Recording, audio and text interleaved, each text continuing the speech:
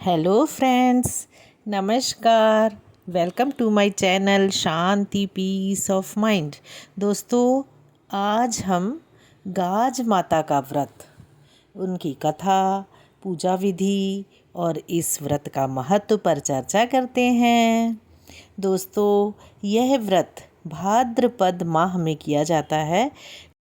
दोस्तों, यह व्रत अगर किसी भी परिवार में किसी वर्ष पुत्र पैदा हुआ है, उसी वर्ष या उस परिवार में पुत्र का विवाह हुआ हो, तो उसी वर्ष भाद्रपद माह में किसी शुभ दिन को देखकर गाज माता का व्रत कर उज्जमन करना चाहिए। इसकी पूजा की विधि और विधान पर हम चर्चा करते हैं। दोस्तों, 7 जगह पर 4-4 पूड़ी और उन पर हलवा रखकर उस पर कपड़े से और रुपए रख के ढक दें और एक जल में लोटा पर सातिया बनाकर और अपने हाथ में 7 दाने गेहूं के हाथ में रखकर गाज माता की कहानी सुने। इसके बाद सारी पूरी उस ओढ़नी में जिसके ऊपर अपन ने ढका था, उस ओढ़नी पे रख कर सासू माँ के पैर छू कर दे दें और बाद में लोटे के जल से सूर्य भगवान को अर्घ दे दें। तो इसके बाद 7 ब्राह्मणियों को भोजन कराकर दक्षिणा देकर फिर स्वयं भोजन कर लें। दोस्तों, आइए अब हम कथा पे चर्चा करते हैं। पुराने समय में एक राजा और रानी थे। उनके कोई संतान ना थी।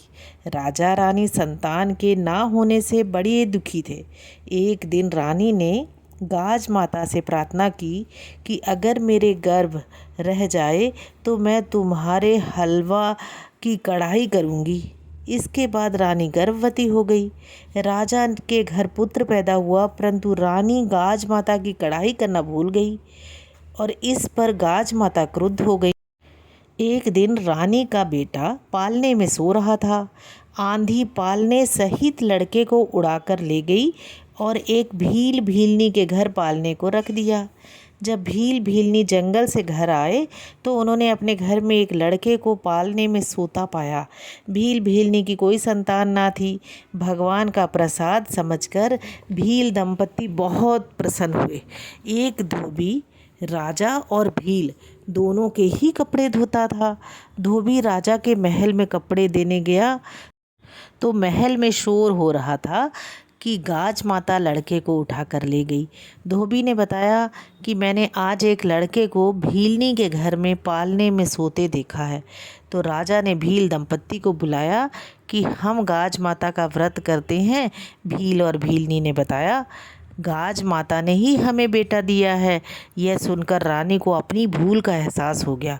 रानी गाज माता से प्रार्थना करने लगी कि मेरी भूल के कारण ऐसा हो गया और पश्चाताप करने लगी। हे गाज माता, मेरी भूल क्षमा कर दो।